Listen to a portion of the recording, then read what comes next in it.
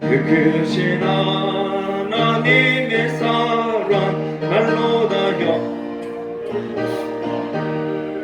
저 높은 어둠 별을 넘어 이 낮고 낮은 땅 위에 죄방한 영을 구하려 그 아들 보내사 화목죄로 삼으시고 죄 용서하셨네. 하나님 크신 사랑은 증량다 못하며 영원히 변치 않는 사랑 성도여 찬양하. 3절 드리겠습니다. 하늘을 두루마리 삼고 바다를 멈을 삼아도 한없는 하나님의 사랑 따기로 할 수 없겠네. 하나님의 크신 사랑 그 어찌 닿았을까. 저 하늘 높이 쌓아도 채우지 못하리. 하나님 크신 사랑은 증량다 못하며 영원히 변치 않는 사랑 성도여 찬양하세.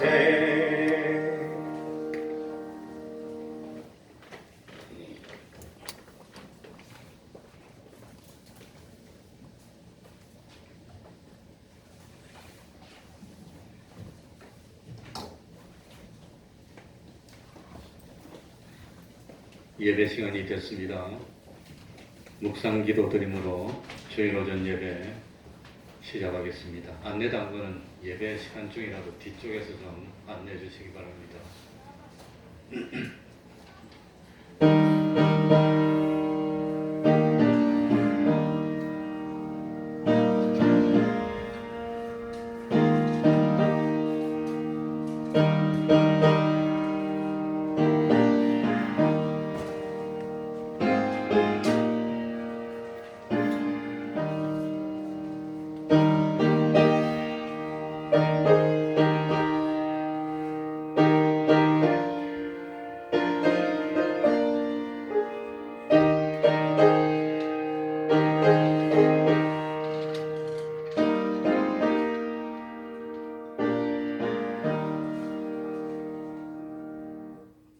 하나님 아버지 감사드립니다.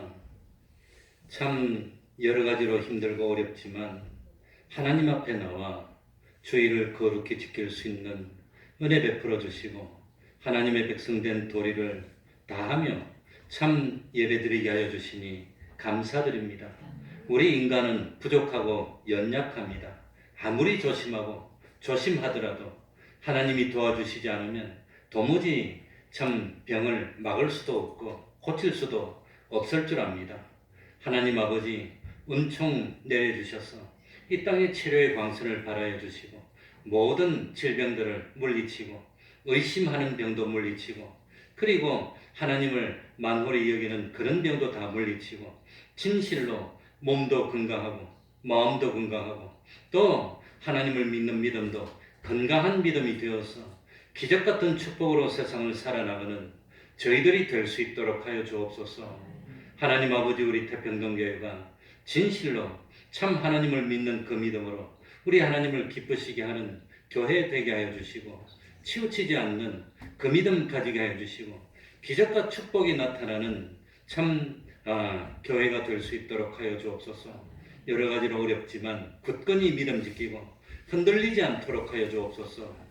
이 시간 우리들이 드리는 예배 우리 하나님이 기뻐하시는 진정과 신령의 예배 되게 해주시고 주님의 이름으로 모인 곳곳마다 하나님의 갑절의 영감이 함께하여 주옵소서. 바라고 원하옵기는 이 땅이 하나님이 함께하시고 하나님이 축복하시는 땅이 될 수 있도록 하여 주시고 그야말로 참 하나님을 믿는 저희들이 세상에서 없어서는 안 되는 빛과 소금 되게 해주시고 참 하나님이 우리 태평동교회를 기뻐하여서 복조심으로 대한민국 전체가 복을 받고 하늘이 형통하고 이 코로나19가 빨리 참 정리가 다 되고 그리고 경제도 국방도 외교도 참 순조롭게 돼서 전 세계가 참 우리 대한민국이 하나님이 사랑하는 나라예요. 축복하는 나라인 것을 만방에 알려질 수 있도록 하나님 아버지 우리들의 믿음을 온전히 지킬 수 있도록 은혜 베풀어 주옵소서. 예수님 이름으로 기도하옵나이다. 아멘. 다 같이 자리에서 일어나셔서 찬송가 57장입니다.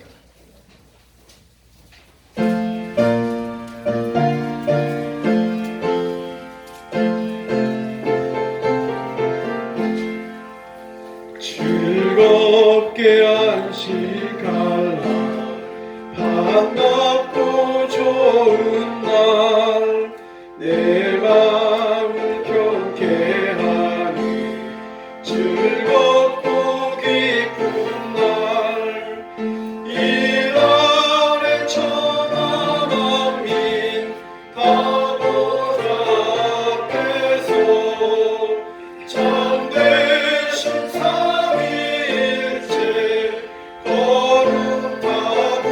거룩하구네 이날의 하늘로서 새 양식 내리네 성회로 모이라고 종소리 울리네 복음의 밝은 빛은 온 세상 비치며 또 영생물이 흘러 시원케 하시네 이 안식 지킴으로 새 은혜 입어서 영원히 쉬는 곳에 다 올라갑시다 성령께 찬미하고 성자와 또 성령 참되신 삼위일체 찬송할지어다 아멘.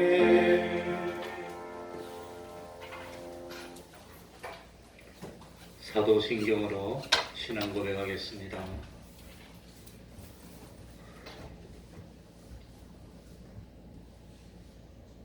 전능하사 천지를 만드신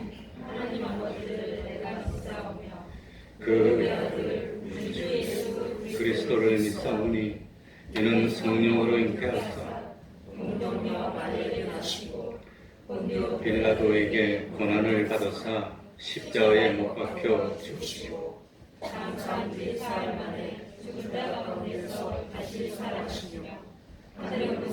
전능하신 하느님 영광하시리라. 심판하러 오시리라. 거룩한 공의와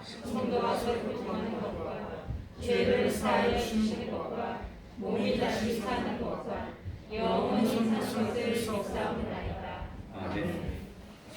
자리에 앉으셔서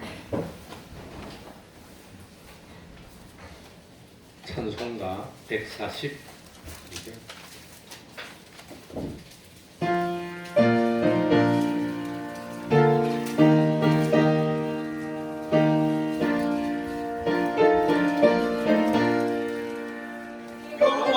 평화로우신 주 예수의 십자가를 생각하며 세상 누비 모든 영화 흉터에도 높이리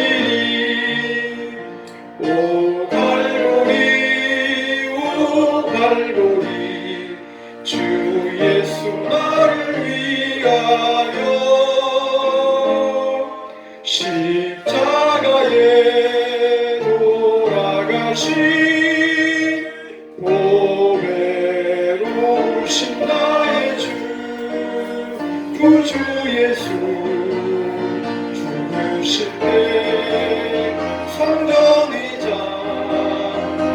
비춰지어 구원의 길 여시고서 천국 기쁨 주셨도다.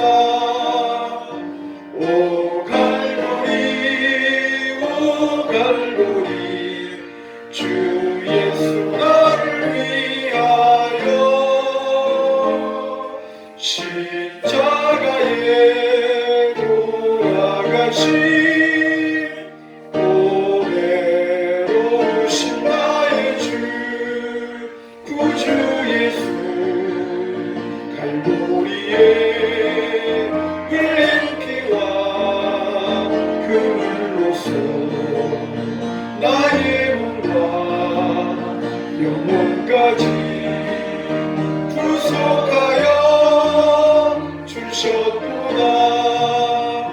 오 갈보리 오 갈보리 주 예수 나를 위하여 십자가에 돌아가신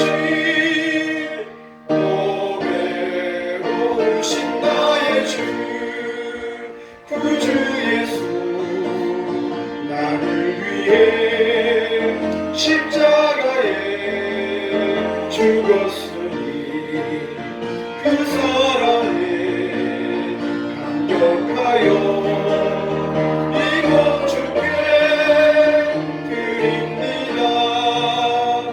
오 갈보리 오 갈보리 주 예수 나를 위하여 십자가에 돌아가신 오매로우신 나의 주. 이 시간에는 교동문 46번을 교독하겠습니다. 교동문 46번입니다.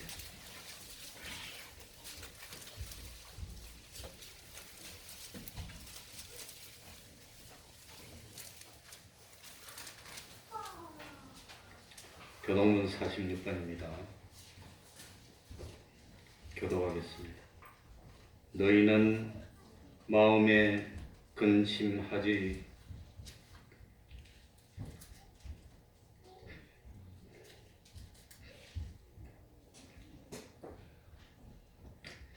근심하지 말라. 하나님을 믿으니 또 나를 믿어라. 내 아버지 집에 거할 곳이 많도다. 그렇지 않으면 너희에게 이르렀으리라. 내가 너희를 위하여 처소를 예비하러 가노니 가서 너희를 위하여 처소를 예비하면 내가 다시 와서 너희를 내게로 영접하여 나 있는 곳에 너희도 있게 하리라. 내가 가는 곳에 그 길을 너희가 알리라. 누가 그때 주여 어디로 가시는지 우리가 알지 못하거든 그 길을 어찌 알 수 있느냐가. 예수께서 가라사대 내가 곧 길이요 진리요 생명이니 나로 말미암지 않고는 아버지께로 올 자가 없느니라. 아멘. 이 시간에는 우리 성가대 찬양은 2주간 당분간 안 하기로 했습니다. 구선의 집사님 예배를 위해서 기도해 주시겠습니다. 다 같이 기도드리겠습니다.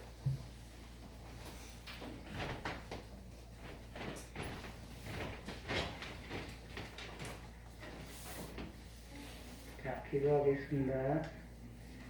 오늘 또 주일을 맞이하여 하나님 성전에 나와서 주님을 찬양하고 예배를 볼 수 있도록 해주셔서 먼저 감사드립니다. 우리를 위해서 항상 봉사하는 집사님들 늘 건강 지켜주셔서 건강한 몸으로 맡은 자리에서 주님을 위해 삶을 살아갈 수 있도록 건강 지켜주시옵소서. 항상 건강을 위해 맛있는 점심을 준비해 주시는 집사님들, 교회 청결을 위해 청소하시는 집사님들을 위해 축복을 주시옵소서. 주님의 자녀를 위해서 주일마다 우리의 마음의 귀를 즐겁게 찬양하는 성가대 그들에게도 축복을 주시옵소서. 혹시라도 우리 주변에 힘든 자가 있거든 그들의 소리를 듣고 그들의 아픔을 이해하며 그들을 위로하여 불쌍히 여기사 소원을 들어주셔서 감사함을 주시옵소서. 어떤 사람들은 세균 때문에 예배를 자제해달라고 합니다. 그들의 놀라운 역사를 모르고 하는 소리입니다. 주님의 놀라운 역사만이 우리를 지켜줄 수 있습니다. 주님은 걱정하지 말라고 하셨습니다. 우리는 주님을 믿습니다. 주님만을 믿고 주님을 따를 수 있게 해 주시옵소서. 그래서 이 불황을 주님이 믿고 주님을 따를 수 있게 해 주시옵소서. 그래서 이 불황을 주님이 해결해 주시옵소서. 주님의 뜻대로 해 주시옵소서. 그래서 우리가 편안한 일상으로 돌아갈 수 있도록 해 주시옵소서. 항상 주님께서 건강 지켜주셔서 목사님으로 하여금 우리의 뜻대로 우리가 살아갈 수 있게 믿음이 우리의 마음속으로 들어갈 수 있도록 도와주시옵소서. 사랑하는 주님, 공부하는 자녀들이 많이 있습니다. 지금 학교도 한 달간 학생들이 개학을 못하고 있습니다. 하루속히 학교를 갈 수 있도록 해 주시옵소서. 그래서 자녀들이 주님과 함께하면서 힘든 공부도 즐거운 마음으로 돌릴 수 있게 하여서 하는 만큼 좋은 성과가 있게 하여 주시옵소서. 요즘은 마스크를 사기 힘듭니다.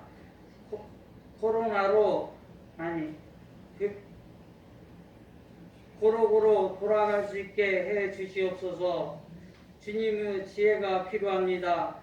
전 세계가 코로나로부터 벗어날 수 있게 해 주셔서 교회도 안심하고 나와서 예배를 볼 수 있게 해 주시옵소서. 이 모든 말씀은 예수님 이름으로 기도드리옵나이다. 아멘.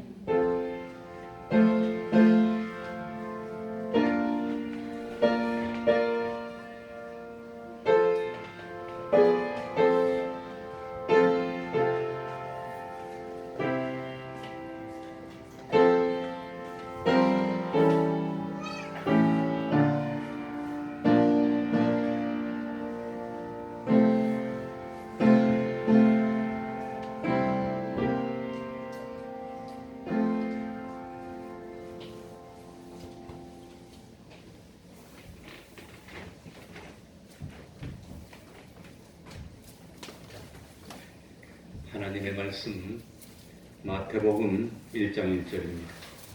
마태복음 1장 1절입니다.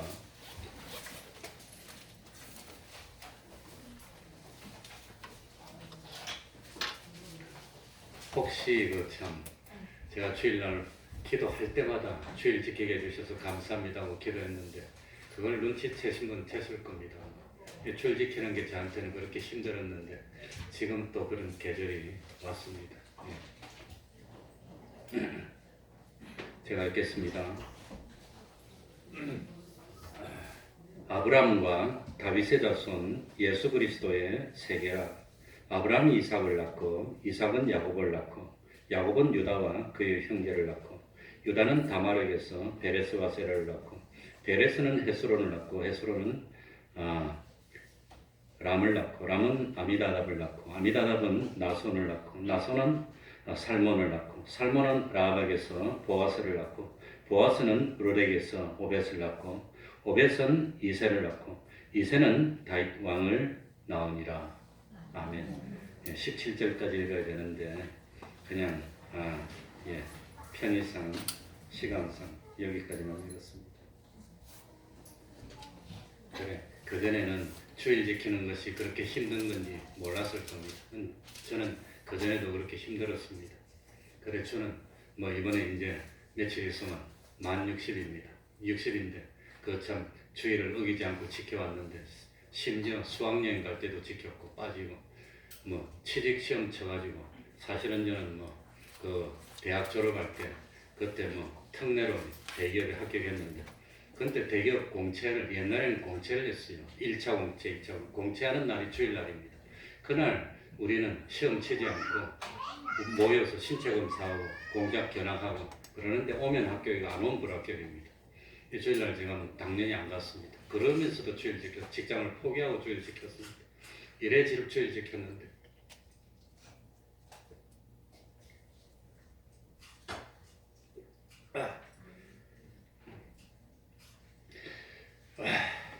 어떻게 해야 되나 마음이 많이 어려웠습니다.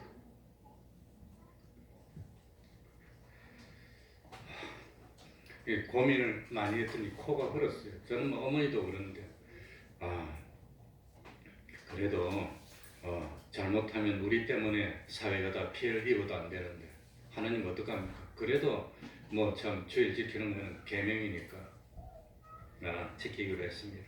그래 각자가 자기 신앙 양심에 하는 거지만 아무튼 성경 말씀에 따라서 신앙 양심적으로 각자가 하면 될 것 같습니다. 우리 1절 다 같이 읽어보겠습니다. 아브라함과 다 같이 읽겠습니다. 시작. 아브라함과 다윗의 자손 예수 그리스도의 세계라. 여기서 세계라고 하는 것은 우리들이 살고 있는 이 세상, 이 지구의 모든 세상 그걸 말하는 것이 아니라 아브라함과 다윗의 자손 예수 그리스도의 가계라, 족보라, 계보라 그런 뜻입니다. 여기 세계라고 하는 것은. 그러니까 이스라엘 백성들은 전통적으로 족보를 굉장히 중요하게 생각합니다.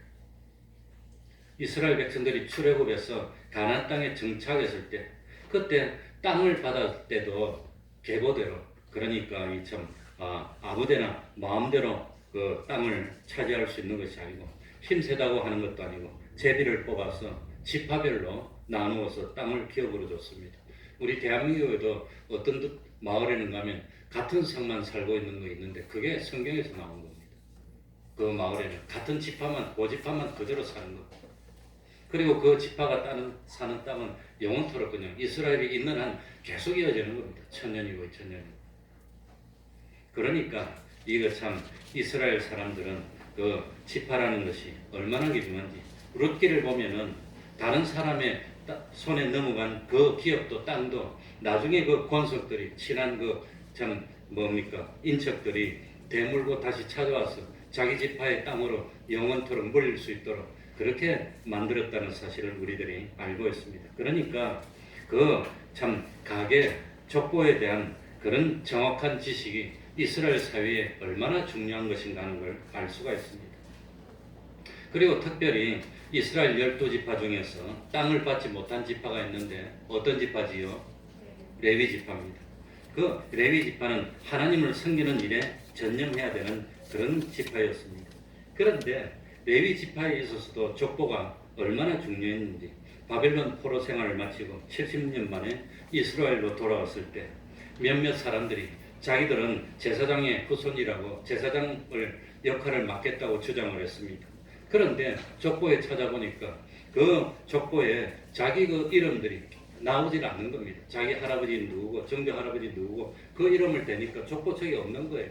그래서 그분들이 제사장 직분을 못했다고 하는 겁니다. 그러니까 이 참 족보라고 하는 것은 땅바닥을 차지하는 데만 중요한 것이 아니라 이 제사장의 직분을 행하는 데도 없어서는 안 되는 그런 참 중요한 역할을 했다고 하는 겁니다. 예수님 당시에 이스라엘이 로마의 지배를 받고 있었습니다. 그때도 족보는 아주 중요하게 여겨졌습니다. 왜냐하면 이스라엘에서 행해진 인구조사도 무엇대로 행했지요? 지파대로, 족보대로 행했다고 하는 겁니다. 그래서 자기 지파가 사는 고장으로 돌아가서 거기서 참 그 인구조사를 했다고 하는 겁니다. 그리고 사도 바울도 자기가 소개할 때 어느 지파라고 밝혔지요? 베냐민 지파라고 밝힙니다. 나는 베냐민 지파, 나는 무슨 지파의 누구입니다. 그렇게 밝히는 것이 이스라엘 사람들의 전통입니다. 그래서 구약 성경에 보면은 중요한 일이 있을 때마다 족보가 쭉 나옵니다. 누구 족보가 대략 50개가 나온답니다. 그런데 1세기에 살았던 유대 역사가 요세푸스에 의하면 그 당시 그 유대인들은 자기 가정마다 아주 자세하게 기록한 족보를 소장하고 있었는데, 그런데 주 70년에 로마에 의해서 예루살렘 성전이 파괴되고 그 참 흩어질 때 족보가 다 없어지고 말았답니다. 다 없어졌습니다. 그게 뭘 의미하느냐? 그게 뭘 의미하느냐? 이 참 이제는 누가 와도 나는 어느 지파의 누구입니다 하는 것을 증명할 수 있는 방법이 없어졌다는 겁니다. 사무엘하 7장 12절 13절에 나오는 성경 말씀은 이걸 보통 메시아 대망이라고 합니다. 제가 읽어드리겠습니다. 수완이 차서 내 조상들과 함께 잘 때 너는 다윗 왕을 말합니다. 하나님이 다윗 왕에게 말하는 겁니다. 내가 네 몸에서 날 자식을 이 자식이 바로 메시아라는 겁니다. 내 뒤에 세워 그 나라를 경고케 하리라. 저는 내 이름을 위하여 집을 건축할 것이요 나는 그 나라의 위를 영원히 견고케 하리라. 이게 이 약속이, 그러니까 다윗 보고 그 후손으로 날 그 자식이 누군가가 이 나라를 참 견고케 할 그런 구세주가 되고 참 그런 사람이 될 거라고 하나님이 예언을 한 겁니다. 이 다윗의 후손으로 구세주가 와야 되는데 누가 오나 아무리 기다려도 안 왔다고 하는 겁니다. 그런데 베들레헴 땅에서 누가 왔습니까?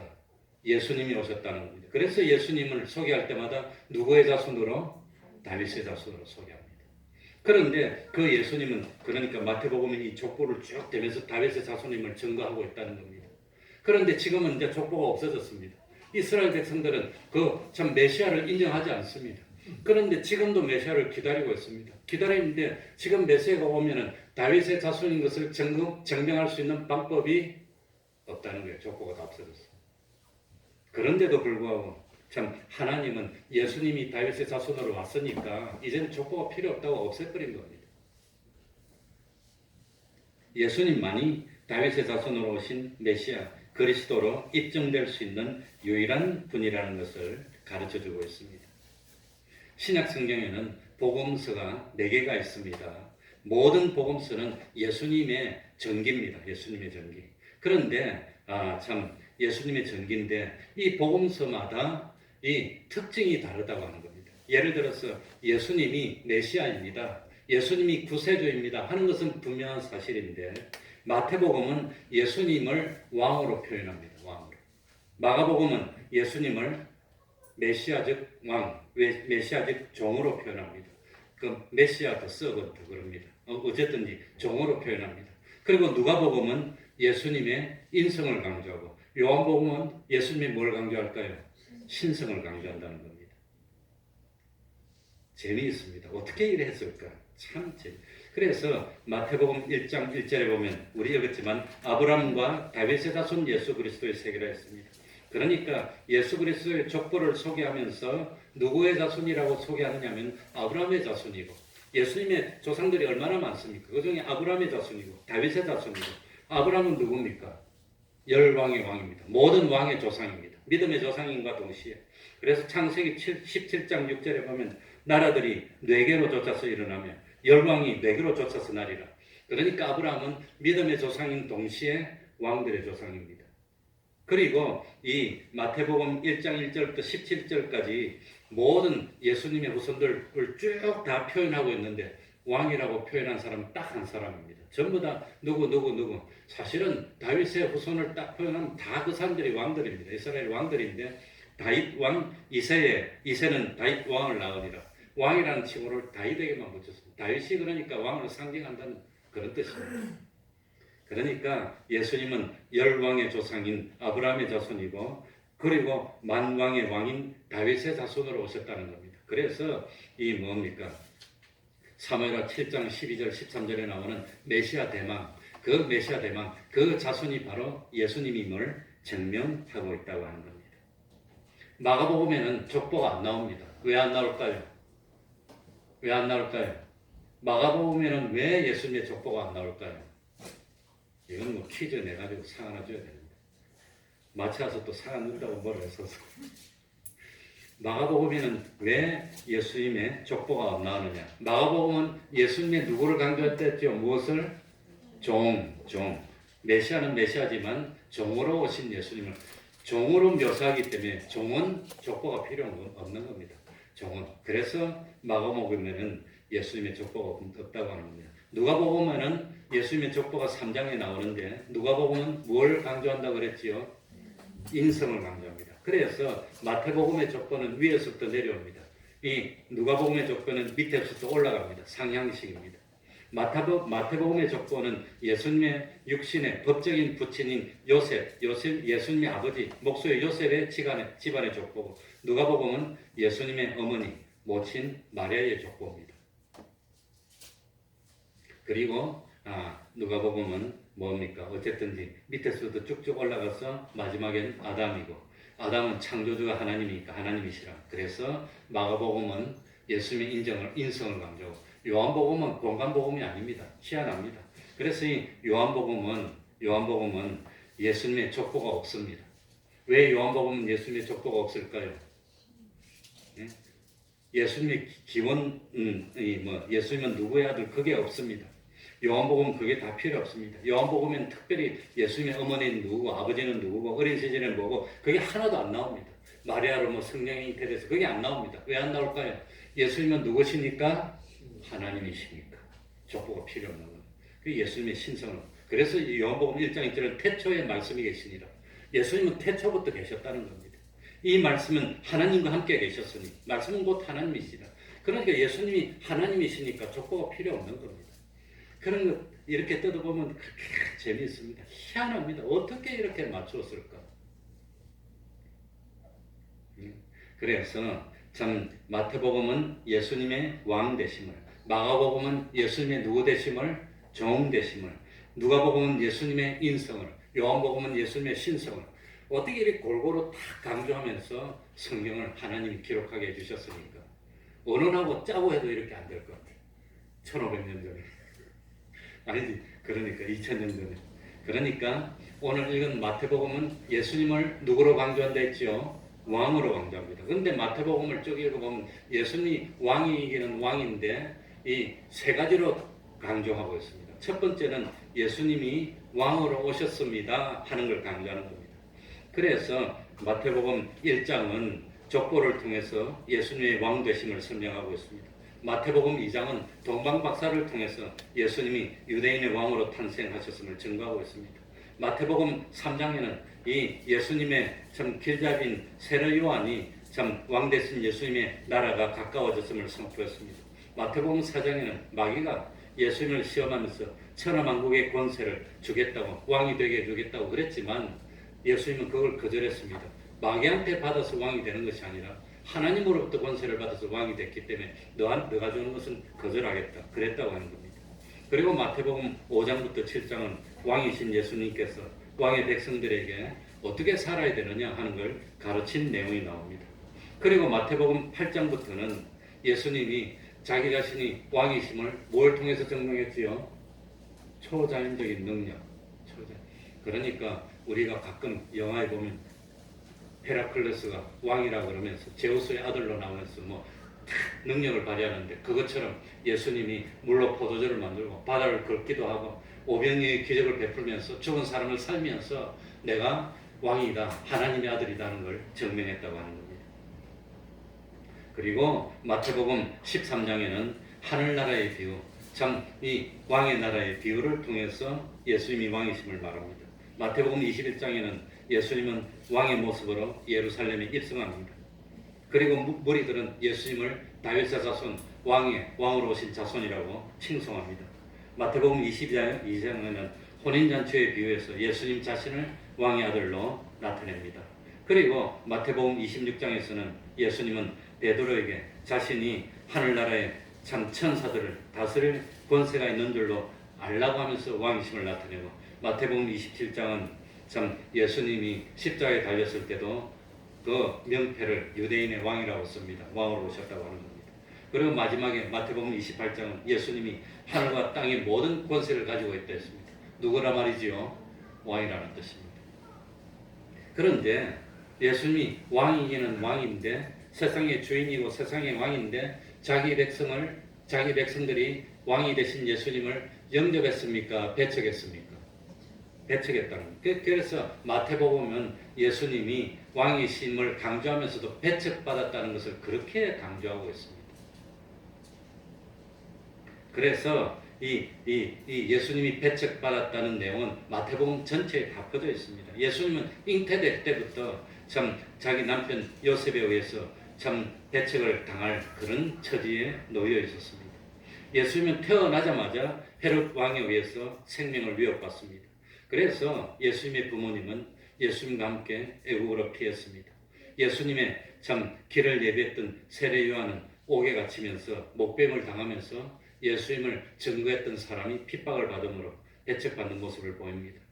그리고 예수님은 그 세상에 계시면서 공생의 기간 동안 머리 둘 곳도 거할 처소도 없다고 말씀하셨습니다. 그리고 희한하게도 누가복음과는 달리 마태복음에는 십자가에 달린 두 강도가 예수님이 왕이 되심을 인정하지 않는 모습만 기록하고 있습니다. 그리고 예수님의 십자가 밑에서는 무리들이 예수님을 조롱하는 모습을 강조하고 있습니다. 요한복음과는 달리 마태복음에서는 여인들도 예수님을 그저 멀리서 바라봅니다. 심지어 이 마태복음 마지막 장을 보면 대제사장들과 장로들도 예수님의 무덤을 지키고 있던 군병들에게 돈을 주면서 매수하고 군병들에게 예수님의 제자들이 예수님을 도적질하여 갔다고 거짓말하도록 시키면서 예수님을 배척하는 모습을 보인다고 하는 겁니다. 이것처럼 마태복음에는 다른 복음서들보다 예수님에 대한 배척이 더 집요하고 많이 장황하게 나타나 있습니다. 그러니까 예수님은 왕이긴 왕인데 세상에 계실 때 배척받았다는 겁니다. 그리고 마지막으로 마태복음에는 예수님이 배척받았지만 왕으로 다시 오실 것을 강조하고 있습니다. 예수님은 다른 복음서에, 마태복음은 다른 복음서에 비해서 예수님의 재림을 매우 강조합니다. 그래서 이 마태복음에는 특별히 예수님이 다시 오실 때는 영광의 왕으로 오실 것을 말씀하고 있습니다. 그래서 마태복음을 승리의 복음이라고 합니다. 무슨 복음이라고 그러지요? 승리의 복음이라. 승리의 복음. 그러니까 기독교는 종말론인데 이 종말론인데 비참한 종말론이 아니라 소망적인 종말론이라고 하는 겁니다. 그래. 이 예수라는 이름 자체가 무슨 뜻이라고 그랬지요? 이는 그가 자기 백성을 저희 죄에서 구원할 자이심이니라 그랬습니다. 그러니까 이 왕이신 예수님은 우리를 구원하실 자입니다. 그러니까 제가 이 말씀 드리는 목적이 뭔가? 예수님만이 우리가 섬겨야 되는 누가 되십니다? 왕이십니다. 예수님만이 왕입니다. 나는 그 예수님이 왕이시고 나는 그 왕이신 예수님의 백성이라는 겁니다. 저는 하늘나라의 백성입니다. 그리고 이 족보에서 알 수 있는 첫 번째는 예수님만이 우리가 섬겨야 될 진정한 왕이라는 겁니다. 두 번째, 이 족보에서 알 수 있는 것은 예수님만이 왕이신데 그 예수님이신 하나님은 우리를 사랑하시고 우리에게 뭘 베풀어 주십니다? 은혜를 베풀어 주시는 왕이라는 겁니다. 은혜를. 우리를 책임지고 은혜를 베풀어 주시고 구원으로 인도하는 그런 왕이라는 것을 족보를 통해서 알 수 있습니다. 첫 번째로 이 족보에서 우리 주님은 왕인데 참 어떤 왕입니까? 은혜를 베풀어 주는 왕인데 그 은혜가 한 여성의 선택으로 나타나고 있습니다. 하나님은 전능하십니다. 하나님은 얼마든지 흙으로 아담을 만드신 것처럼 원하신다면 또다시 예수님도 흙으로 만드실 수가 있었을 겁니다. 그러나 하나님은 우리를 구원하기 위해서 참 한 여성을 선택했는데 그 사람이 마리아라고 하는 겁니다. 그래서 마리아는 예수님의 어머니가 되게 했습니다. 이 마리아의 남편 요셉은 다윗의 아들이었던 솔로몬의 자손입니다. 그리고 이 마리아의 마리아는 누구의 자손이냐? 다윗의 또 다른 아들인 나단이의 자손임을 역대상 3장 5절에 보면 기록하고 있습니다. 그러니까 이 예수님은 아버지도 왕의 혈통이고 어머니도 왕의 혈통이었습니다. 특별히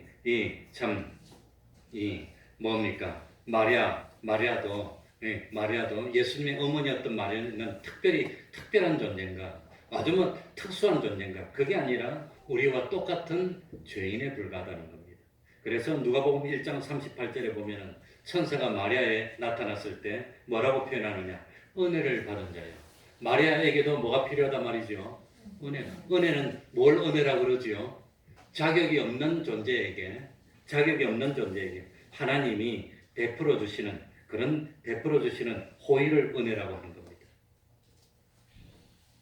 그러니까 마리아도 우리와 마찬가지로 하나님의 은혜가 필요한 사람이었다고 하는 겁니다. 마리아도 우리와 마찬가지로 하나님의 은혜를 받은 사람이었을 뿐이라고 하는 겁니다. 은혜는 기본적으로 죄인에게 베풀어 주시는 하나님의 사랑, 하나님의 자비가 은혜입니다. 그러니까 마리아도 우리와 마찬가지로 날마다 하나님의 은혜를 받아야 하는 죄인이었다고 하는 겁니다.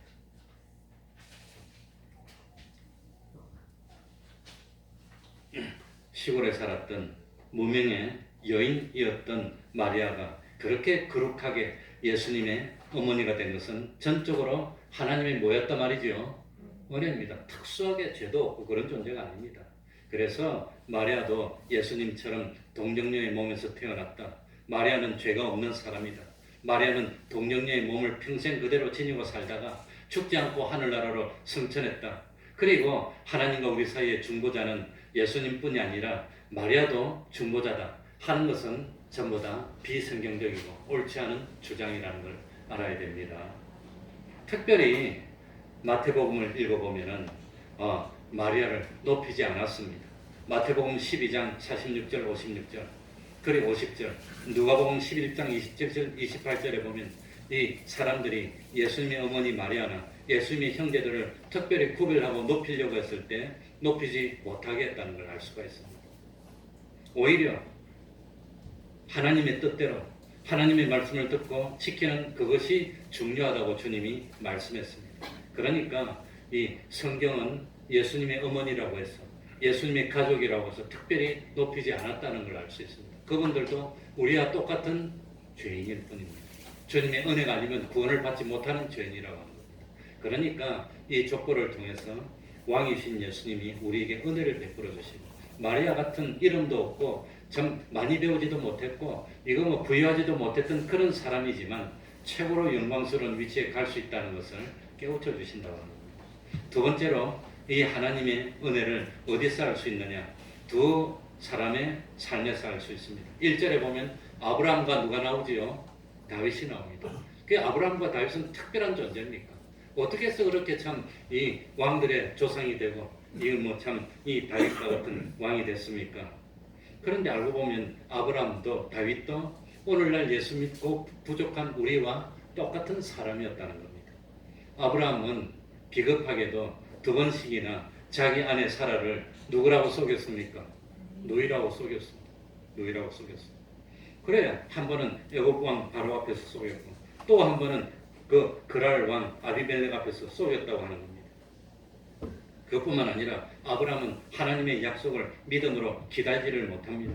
물론 뭐 10수년간 기다렸지만 13년 자기 아내 사라가 기다리다 자기는 이미 이제 여자로서 생리적인 그런 능력이 없어져서 다윗 아브라함을 위해서 후손을 낳아주지 못하니까 미안하니까 그 후손을 이어가야 되니까 자기 몸종인 하가를 첩으로 해라고 자기 아내 사라가 밀어줬어요. 그러니까 이게 하나님의 뜻인가 해가지고 그 하가를 통해서 이스마엘을 낳았는데 그 이스마엘이 아랍 족속의 조상이니까 지금도 그렇게 힘들게 하고 지금도 2000년 3000년 지나도 지금도 이렇게 하고 있고 그것 때문에 불행이 싹트서 그러니까 아브라함도 우리처럼 굳건한 믿음이 아니라 흔들리는 믿음이고 그런 사람인데 하나님에게 뭘 입었단 말이죠? 은혜를 입어서 믿음의 조상이 됐다는 겁니다. 그러니까 우리들도 은혜를 입어서 아브라함과 같은 그런 복을 받을 수 있다는 뜻입니다. 다윗은 말할 필요도 없지요. 다윗은 참 우리아의 아내 바세바를 범했습니다. 그리고 그게 탄로날까봐 겁이 나니까 그 충성하는 우리아를 죽여버리고 마는 그런 죄를 범했습니다. 그래서 하나님은 다윗의 손에서 성전을 받지 않겠다고 그래서 다윗은 그토록 준비를 했는데 이 예루살렘 성전을 건축을 못해서 너는 피 묻힌 그 손으로 어떻게 성전을 받겠냐? 성전이 내가 가는 집인데 안 된다. 그리고 다윗은 엄격하게 말하면 자녀 교육에도 실패한 사람입니다. 그러니까 자기 몸으로 난 친아들이었던 암논이 자기 몸으로 난 배다른 딸이지만 그거 뭡니까? 그 이복 여자 동생을 범하는 그런 죄를 졌은 집안 꼴이 뭡니까? 이건 뭐 비참합니다. 그러니까 또 다른 아들인 압살롬이 이를 갈고 있다가 2년 있다 암논을 죽여버렸어. 아버지가 살아있는데 자식이 자식을 죽이고 범하고 완전히 콩가루 집안입니다. 말 안 해서 그렇지 불쌍한 집안입니다. 그리고 압살롬은 심지어는 살아있는 아버지를 죽이고 자기가 왕이 되겠다고 발라. 이게 뭔 꼴입니까? 그러니까 우리들이 다윗이 성왕이지만 집안 꼴을 보면은 비참한 집안입니다. 아들이 아버지를 죽이고 한 아들은 딸을 갖다가 그랬다고 또 다른 아들은 또 아들을 죽이고 콩가루도 그렇고 그러니까 냉정하게 보면 이 비참하게 실패한 집안이지만 그런 다윗을 하나님은 성왕이 되게 만들어줬으니까 하나님의 뭐지요? 은혜라고 하는 겁니다. 그러니까 우리 낙심할 필요 없어요. 다윗 같은 그런 못된 건 참 천륜을 배반하는 자식이 있는 집이 어디 있습니까? 그런 다윗도 하나님이 성경에 나와서 예수님이 다윗의 아들이라고 말할 만큼 훌륭한 다윗 왕을 만들어줬으니까 우리 보고도 희망이 있다는 뜻입니다. 우리도 최고의 구원을 이룰 수 있다는 뜻입니다. 그리고 세 번째는